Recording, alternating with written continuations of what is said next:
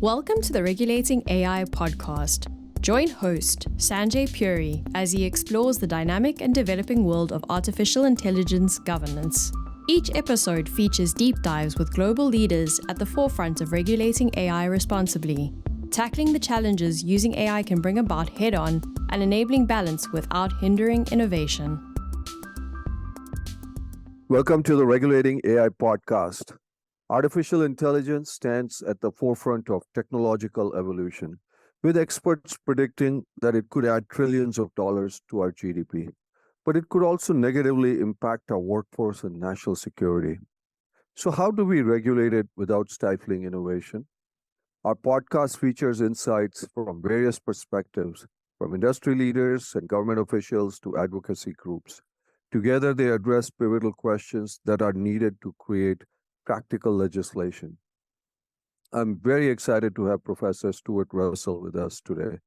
Stuart is a professor of computer science at the University of California, Berkeley. He was also the chair of the Electrical Engineering and Computer Science program. Stuart's written the standard textbook on artificial intelligence, which is used in more than 1,500 universities and 135 countries, but it has also been translated in 20 languages.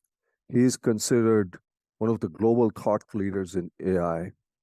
I invited him on the show as it is very important to get different perspectives towards framing AI legislation. We also wanted to get perspective from academics and safety experts. Welcome, Stuart. It's an absolute pleasure to have you on the Regulating AI podcast. Nice to be here. Stuart, as in the past few months, you've seen the Biden executive order on the October 30th, and now recently you have the EU AI Act, which has come together at a political forum, which will go into action in 2025. Can you give us your perspective on both those legislations? Sure, yeah. I think the executive order is just that, right? It's not legislation, and there are very strict limits on what you can do with an executive order, but one of the things that they've done is to require basically information from AI system developers so that they have to register their models, provide information about the training of those models when those models exceed a certain size and training cost. So that's a good start, right? You can't regulate anything unless you know that it exists. It also recommends that these systems be tested and evaluated by third parties, which is certainly better than nothing. But so far, there's been lots of testing and lots of evaluation of these systems, and they have failed many of those tests, but they've still been released. And all of that testing and evaluation does not seem to have really provided much in the way of safety, because it turns out that all of these systems are very easy to subvert. So they can easily be told to provide all kinds of answers that they're not supposed to provide about how to be a terrorist, about how to break into the White House, about how to kill yourself, et cetera, et cetera. So I would say these are fairly weak requirements. So we're going to need some real legislation to build on top of the executive order. And there's a boatload of proposals in Congress, and I'm not really familiar with all of them, but some of them seem to have real teeth and to be quite sensible. And then the AI Act is actually much further along. It's been in the works since, I think, maybe 2019 or so. I was a consultant to help one of the very earliest drafting processes, and it was a mess when it started. It was very naive in the sense that it assumed that all AI systems were just knowledge-free, supervised learning systems. So basically, you could replace AI with linear regression in all of those documents and not change the meaning of anything. So we've gone through a lot of evolution with the Act. I've also spent a lot of time working on the definition of AI. That's the foundation of the Act. What is an AI system? And the original definition of that was wrong. They claimed that they got it from OECD, which claimed that they got it from my textbook. But in fact, my textbook never had that definition, and it doesn't work for many AI systems. In fact, it would have excluded large language models. It would have defined them as not AI systems. So ChatGPT wouldn't be an AI system, which obviously is ridiculous. There were many countries who wanted to define AI systems as only systems that learn after deployment, that continue to adapt, which almost no AI systems do. So Right. that would actually exclude almost everything that people call AI system from regulation. So we've steered through all of these potential disasters, and I think we finally ended up with something that isn't too bad. It's not perfect, but it's not too bad. It has a real ban on impersonation. It has lots of requirements for fairness and measures that have to be taken to prevent bias in dozens of clauses of the Act. And I think the main, besides the sort of cross-application bans, like the ban on impersonation, the ban on social scoring, and so on, what the Act does is to say, look, if you're in a high-risk application where the operation of the AI system could impinge on people's safety or their fundamental rights, then you have to take serious measures to prevent those risks. And those measures would depend a little bit on what sector you're in, if you're giving medical advice or legal advice or financial advice. But it also means that things like social media platforms will be regulated under that rule, because social media platforms can manipulate your opinions. They affect your freedom of thought, freedom of information, which are fundamental rights, and they would be subject to the same kinds of regulations as other high-risk systems. And then the last part, in some sense, shows the difficulty of regulating, because when they started the Act, there were no foundation models that were out there operating in the market. There was no ChatGPT. In fact, generative AI wasn't even a commonly used phrase at that time. As those technologies came on stream, first of all, the image generators, and then the big text models like ChatGPT, they found that they had to revise a lot of their rules and even definitions to accommodate that. And at the same time, because people saw huge profits in these systems, there were huge lobbying efforts to exclude them from regulation. So at one point, for example, there was a clause in the Act that basically, I'm paraphrasing here, but basically it said, for the purposes of this Act, a general purpose AI system, meaning an AI system that can do two or more things, shall not be considered an AI system. Which to most people sounds completely bizarre, but that's what the companies were able to insert into the Act by extensive lobbying and so on. And then the Parliament pushed back. And then France and Germany, because they had national champions, they pushed back again and tried to make various exclusions that would allow their companies to operate without regulation, particularly if they use an open source model. So right now we have this strange situation actually in the Act, where if you make your system open source, meaning that lots of people can copy it and misuse it, then it's not regulated. But if you're sensible and cautious and keep your system secure and private, then you are regulated, which is sort of weird. It's like saying, yeah, we should, if you have open source uranium enrichment, then that's just fine. Go ahead, please do it. But if you're a serious company that wants to keep it secure and safe, then we're going to come down on you like a ton of bricks. So this is a very difficult situation as a result of a really unpleasant political and commercial process that led to this compromise. But I would just want to make one more comment on both of these acts. So neither of them actually address the real question that we face in AI, right? The real question we face, which is a very difficult one for regulators, is how do we retain control forever over systems that are eventually going to be more powerful than human beings? And neither of them really make a start on that problem. Yeah. Stuart, you raised multiple different threads. And if you don't mind, can I pick on some of those points? Because there's at least 5 or 6 that are very interesting. And I'm not going to pick them in any order because my memory is not that great. Now, you talked about in the EU Act, this whole open sourcing, which you made a very relevant point. Now, is it because France has companies like Mistral and others, and that's been the push that you see? That's why open source, if you have an open source and something bad happens and you're cool, there's no regulation around it. Is that the reason why some of this stuff has happened? Yeah. I think that's, Okay. I think both Germany has Aleph Alpha, France has Light On and Hugging Face, Yeah, and they feel that exactly. this would be good for those companies. So a follow-on question to that, I I take it then you are against open sourcing of LLMs. Is that an assumption that correct or wrong on my part? I think it's not black and white, right? And I think a lot of this discussion, particularly in the media, presents it as, are you for open source or are you against open source? And the pro open source is always, oh, think about the little guy, the little countries, the poor people who want to use AI, but blah, blah, blah. It's very democratizing and so on and so forth. Yeah. But we don't talk about open source medicines, that you shouldn't have to regulate medicines if people are open sourcing the medicines or the enrichment of uranium or whatever.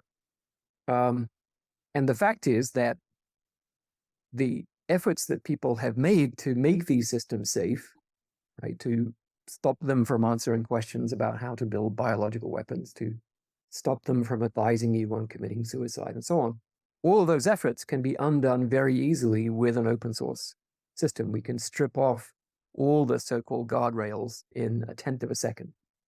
So another thing is that suppose we have systems that start to exhibit really bad behavior, like breaking into other computer systems, replicating themselves, and so on. You would want to be able to turn those systems off before the problem gets much, much worse. So how do we do that with open source systems when there's 100,000 copies all over the world? I think there's a phrase, so Elizabeth Seeger from Cambridge has a phrase, irreversible proliferation. This is what we really mean by open source AI systems. So if we could build in a non-removable off switch that the regulator could operate remotely, if we could require that every copy of these systems self-register automatically so the regulator knows where they are and can disable them when appropriate, then that might make it a little better for the regulatory and safety point of view. But that's pretty difficult. But let me pick up another point. As I said, you brought some very fundamental points. You said neither of these, one is obviously the executive order, which is not a law, and or the EU Act address the fundamental issue of AGI, correct? You said they really are not addressing that. Now, I've had many senators, congressmen, and we've had many discussions on this podcast. I can tell you from an American standpoint, and we're going to have some people from the EU too. What they're saying is, at least in the United States, we are not going to have a comprehensive legislation this year around. We are in an election cycle and the whole thing, and we'll talk a little bit more about that. It's going to be incremental. If you had your wish, and people, and some of the folks also argue that we don't have AGI and we don't know when AGI is coming.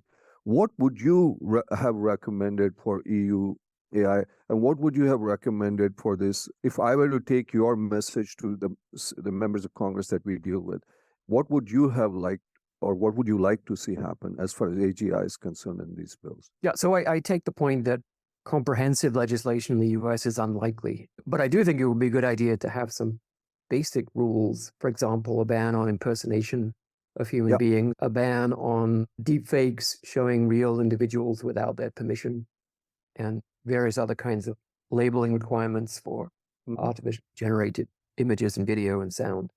So those are all simple. I don't think it's a good idea to fold them into something comprehensive.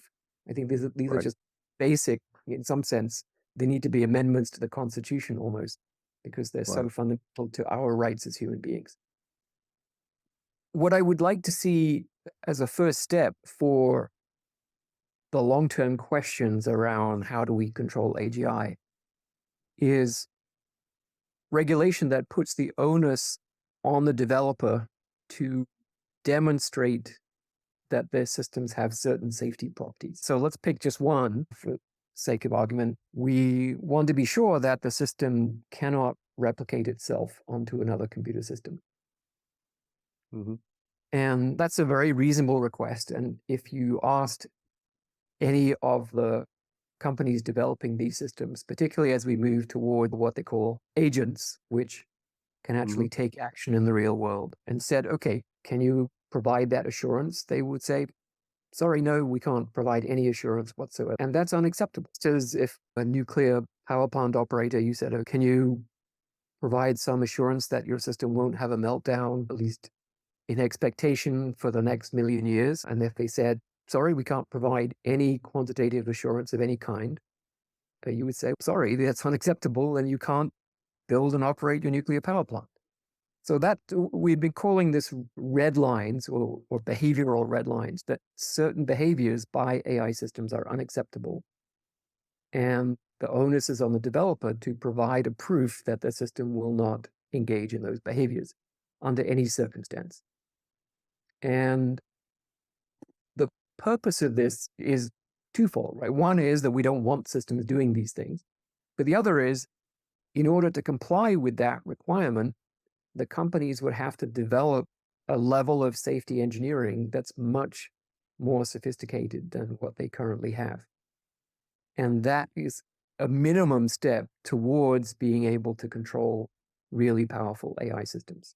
Because if we can't stop them from replicating themselves now, when they're relatively stupid, right? How on earth are we going to do it? Saying, oh, we have to wait until AGI exists before we can regulate it. That's completely insane. No one said, oh, build your nuclear power stations and then we'll think about how to regulate them. That's just a completely non-functioning way of governing. So I'm not sure why we keep seeing that. But if you look at what Sam Altman says and what Mira Murati says, they say it exactly that way. We will develop AGI, then we will figure out how to make it safe. And it's that's the wrong order. But you also are emphasizing a lot on agents too, because right now that's where a lot of the focus of a lot of companies is on. Even in OpenAI's developer day, they made this huge thing about agents, and you have baby AGI and many others.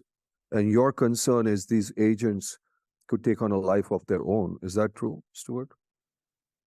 Yes, in that they could act in ways that we don't understand and we're not able to control. I'm a little reluctant about the word life of their own because that suggests okay, sorry, maybe a different word.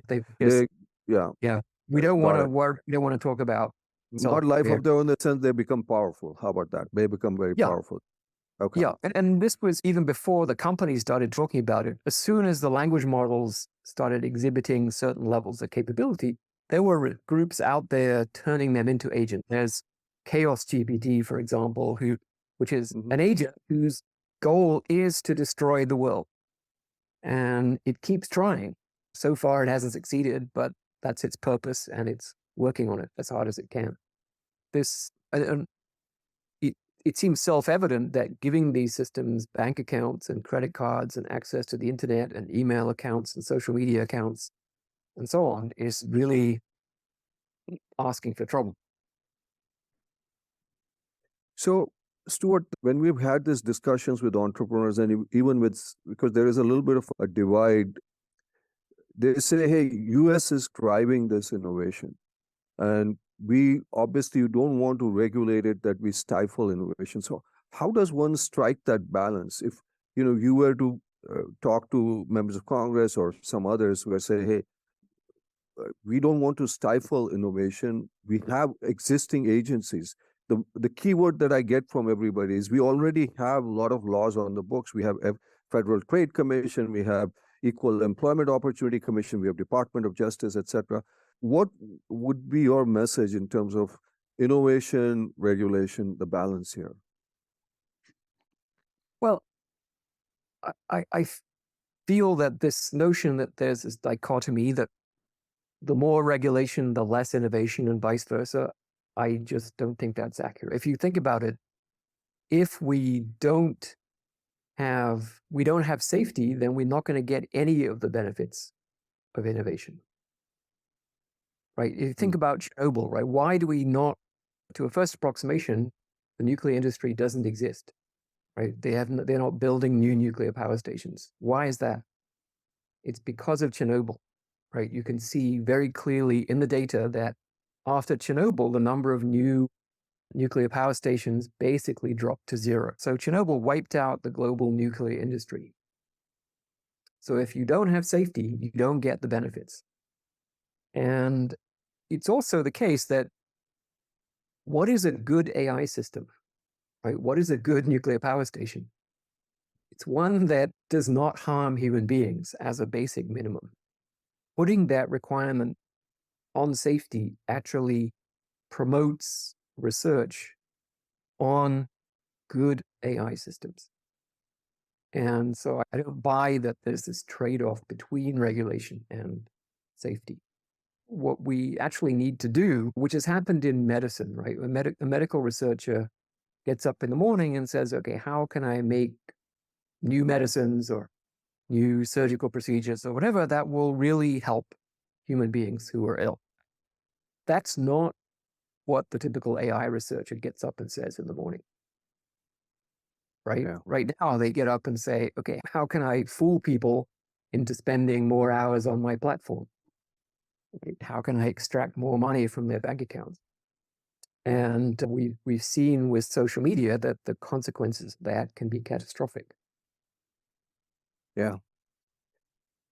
Now, Stuart, the one issue, and this goes to one of your points, is, AI is evolving. Nobody knows that better than you. You talk about large language models. Now you talk about multimodal. You talk about agents. You talk about AGI. How do we put some kind of a regulation, and I don't know if EU AI Act addresses this, that can adapt to the rapid pace of technological change and advancements that you're going to see in AI? What would you suggest our legislators do in terms of, should be just be an incremental legislation every time something new comes in? Well, I think that's a recipe for disaster because it takes years to get legislation to move on these things. And that's not the way it works in other areas of technology, right? In nuclear regulation, they don't go back to Congress every time there's a minor modification in the design of a nuclear power plant. What happened was they set up an agency and they gave it rulemaking powers. They gave it the authority to define the requirements that nuclear power plant operators had to satisfy and to authorize changes in design, to authorize changes in operating procedures and so on. And we saw this with the AI Act, that it had to change halfway through because of advances, the emergence of generative AI. And also, I think, the emergence of a supply chain. So the original act did not contemplate that an AI system could be produced in steps by different developers. The whole model was around this one group of white male programmers sitting in a room building the AI system and then releasing it. And that's just not the way things have turned out. And so they've had to understand, how do you regulate a whole value chain where there are multiple suppliers? And there are precedents for doing that. In the airline industry, for example, the Airbus doesn't make the engines, and nor does Boeing, but there are safety requirements on the engine manufacturers, and then those are incorporated into the overall requirements for the airframe. So those are the kinds of questions that they had to grapple with. And I think they did a reasonable job, but it was rushed. It was carried out by people who didn't have enough expertise, politicians, by and large, trying to grapple with these issues. And I think that was the mistake. But they have created a Europe-wide AI office. That's another new thing in the Act. Yeah. And so hopefully that will be staffed with people who can understand the technical issues and who can make specific rules for specific sectors and so on. So I think that's what has to happen with artificial intelligence. It's just, in the US, it's really difficult to create a new agency, because once there's a new agency, this is what I understand from my friends in Congress, then only one committee can have oversight of that agency. And that means all the other committees have got to give up their claims to regulate AI. Yeah. And that's really difficult. But you would advocate for a separate regulatory agency for regulating AI? I think it's going to happen eventually anyway, because if the technology continues to advance, then eventually it will constitute 80 or 90% of the global economy. So how could you not have a regulatory agency for that technology? Yeah. Stuart, you talk about nuclear regulatory a lot. Would you use that as a model from some other industry to apply to AI safety, or do you have some other models in mind? What would be some good regulatory models to replicate for AI safety? So the examples people talk about include, in addition to nuclear, there's aviation and medicines. And I think the key, particularly with medicines and nuclear power, is this requirement that the developer has to provide a proof of safety to the regulator. And for nuclear power, that they've defined what they mean by safety. It means two types of events. One is major core damage, and the other is release of radionuclides. Right? These are the two things you want to avoid. And they have to show that the mean time to failure with respect to those events is, initially I think it was 10,000 years, and now it's 10 million years. And so that proof is basically a gigantic fault tree analysis, or something actually more sophisticated than a fault tree analysis, which looks at all of the components in the nuclear power plant. What happens if they fail? Are those failures independent? And how frequently are those components replaced and tested? And what are the operating procedures? And what are the regular maintenance steps in regular shutdowns and regular testing and all these things? Because without regular maintenance, obviously, you can't show that your system is going to last 10 million years, because it's not, and so on. So it's a quite sophisticated mathematical analysis. And the regulator can point to a particular assumption and say, I don't believe that assumption, because here you've got two components made by the same manufacturer, and you're assuming that they're going to fail independently. But that manufacturer is substandard, and they might both be substandard, and then we'd have a problem. So you've got to then go in and fix it somehow. And with medicines, it's a much shallower. The level of analysis is not nearly as deep, because we don't understand the physics of the human body and how the medicines actually work in many cases. So it's much more empirical. We tried it on 1,000 people and nobody died, and therefore the probability of a randomly chosen person dying from this medicine is less than such and such, with high confidence.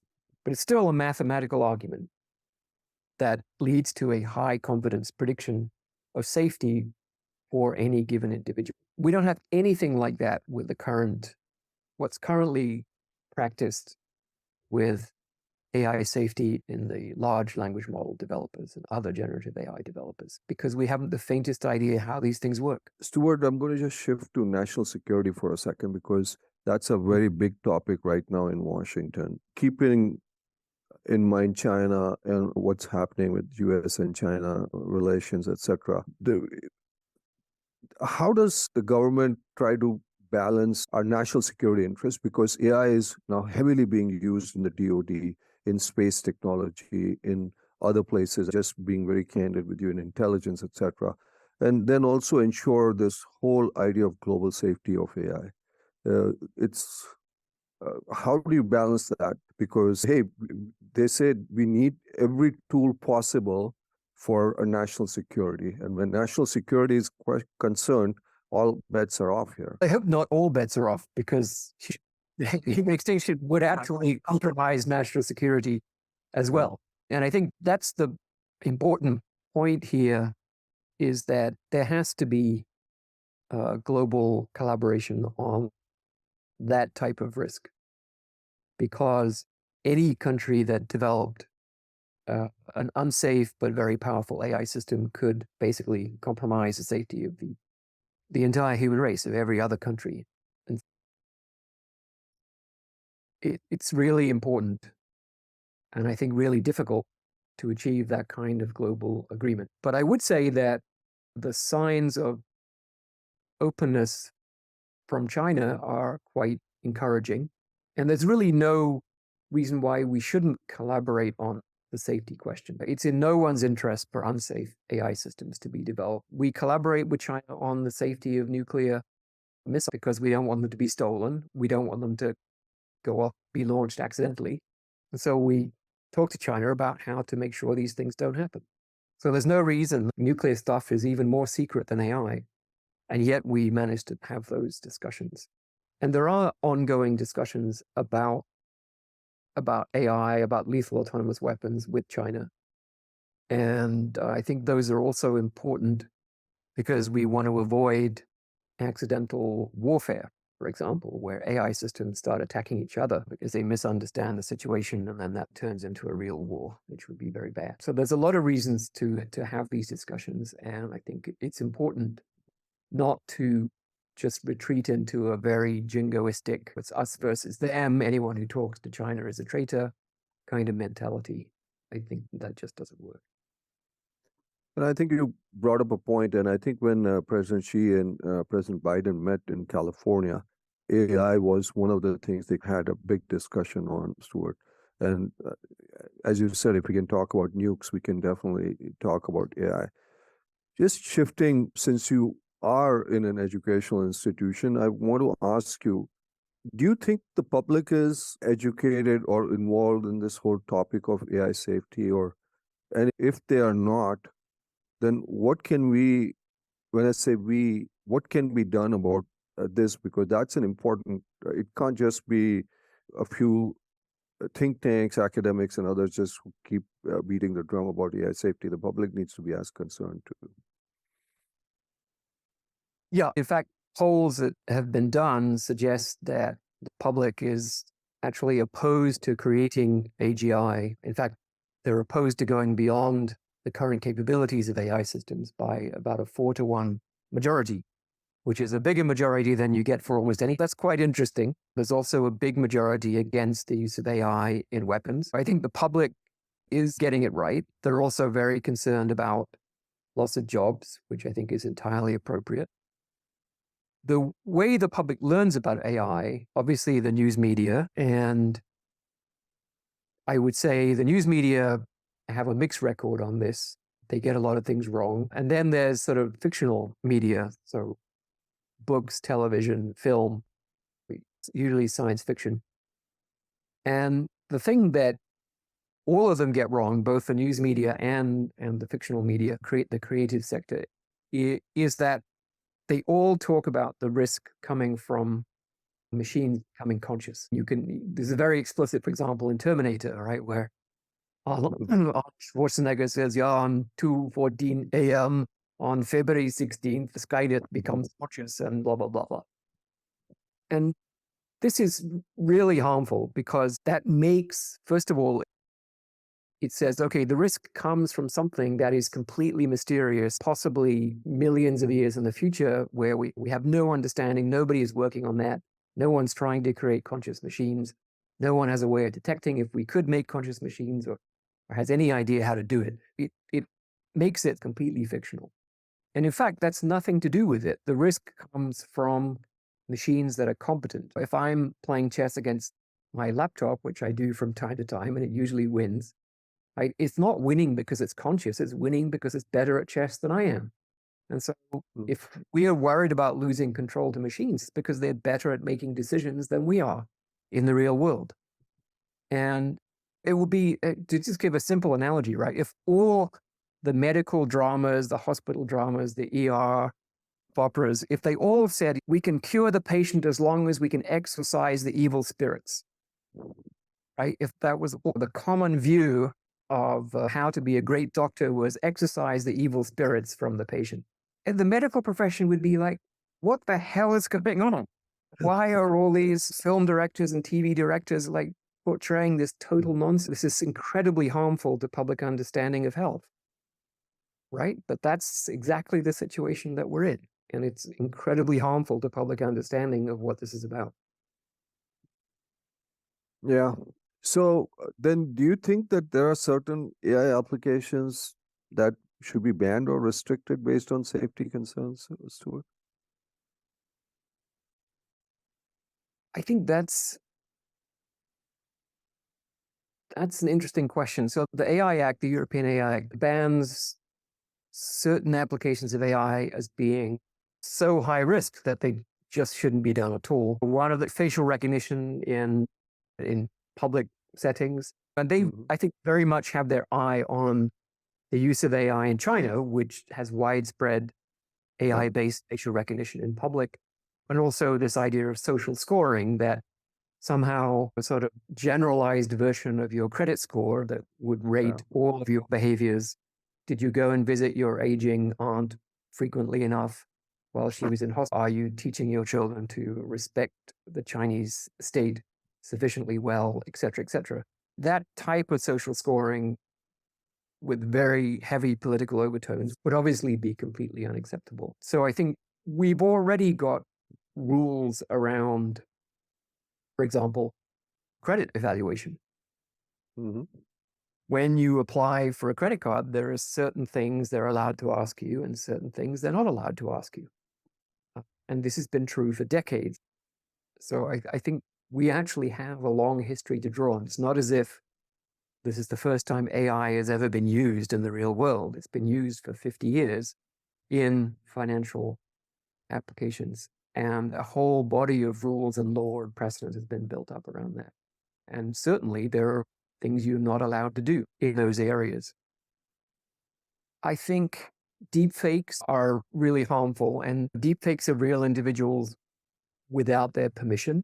I think there's a good argument for saying that should be illegal. AI systems that impersonate, that pretend to be a human being, I think there's a good argument that should be illegal. There should always be disclosure. You should always know if you're interacting with an AI system or a person. Disinformation is a more difficult area. In the US, you're entitled to lie as much as you want, except in commercial speech.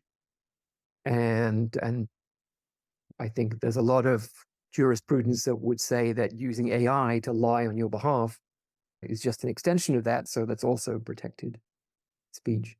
But on the other hand, I think it's seriously damaging a really important human right to which we have also subscribed, which is the right to freedom of thought. There is no freedom of thought if you're constantly under attack by false information and you can't actually tell what's true in the real world. And so I think in the near term, there are steps that platforms could take to at least provide people with filters so that they can filter out stuff coming from provably disreputable sources, purveyors of fake information.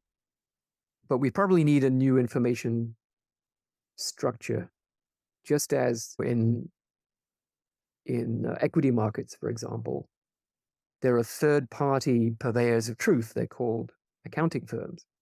And they decide, is this company actually making the profits that it's claiming to make? And they can say yes, or they can say no. And that's really important. Without that third-party structure, equity markets would fail. Same with real estate markets and notaries and title registries and so on. So the problem is that it took hundreds of years. In the UK, for example, the Notary Society, which is called the Scriveners, Worshipful Company of Scriveners, has been around for about 800 years. So it takes a long time for these kinds of institutional structures to develop and become institutionalized. And then there's always some government involvement in maintaining the standards for how those functions work. So we have a lot to do on disinformation, and I think but it's a very real problem. And then the national security issues that people worry about. Should AI systems be able to advise terrorists on how to build biological weapons? I think people would say, no, shouldn't do that. Yeah. And that's in the EO2, by the way, executive order that talks about the bioweapons. But you talked extensively about deepfakes. You talked about impersonation. You talked about facial recognition, social scoring. Keeping our time in mind, the last question I have, we are in 2024 now, an election year, a very important election year. for many democracies. There are, from what I gather, about 60 democracies that are going to election, especially the United States and many other countries like India and others. Is there a big concern that you have that this election cycle, that AI deepfakes will play a role? Any thoughts on from you? They've already played a role in several elections around the world, causing serious distortions of the outcome in some cases. And I have no doubt that this year, the Republicans are already using deepfakes in their national advertising. So there's no question about whether it's going to happen. It's already happened, and it's going to happen a lot more. But when you look at foreign influence operations, the numbers that I've heard is that what Russia did in 2016 probably cost them at least $20 million, which actually isn't that much money. But to do the same thing now would cost $1,000. Wow. And so we can expect them to be doing 20,000 times more disinformation than they were doing then. And I think the situation is already pretty bad, with a big chunk of the US population and in many other countries believing largely false narratives about what's happening in the world. And that's going to get worse. And the strange thing, right, is that currently the US is unable to find out if it's under attack by a foreign country. From a disinformation standpoint, Stuart? Yeah. Why is that? We have intelligence agencies, we have NSA, we have FBI, we have... Yep, but they don't have access to the internal data flows of the social media platforms. And in fact, the social media platforms have deliberately removed their own monitoring of this because, as I understand it, what they don't know, they can't be prosecuted for. So they can always say, we had no idea because we disbanded our measuring team and our disinformation team, our safety team. And so we don't know what's happening on our platform. And they're certainly not revealing that data to the intelligence communities or national governments. One thing I can tell you is, on a bipartisan basis, every member that I have spoken to, they say that some legislation on this issue will definitely happen this year. This is one of the things that there is consensus on, this and a couple of other things that we will see something happen. So that's just a message that I'm saying, and obviously what you're saying is a little bit scary, because we are at least the shiny hill for democracy for the rest of the world, and we want to make sure we protect that. But Stuart, this has been very enlightening, and we definitely want to call you over for round 2, because there's so many questions that I had that because of paucity of time I could not. And the thing is, your message will go to not just members of Congress, but their staff, who is also the staff also are very relevant in the discussions, and it goes all to state legislatures too. There are 30 states who have some kind of a bill on the AI bill in their legislatures too. So your messages are, whether they like it or not, but your message will go to them. So really thank you for deep insights, and thank you for what you do, Stuart. Really appreciate you being on the podcast. Thank you, Sanjay. It's been a pleasure. Thanks for tuning in to the Regulating AI Innovate Responsibly podcast. You'll find links in the show notes to any resources mentioned on the show. If you're enjoying our podcast, please subscribe so you'll never miss an episode, and leave us a 5-star review.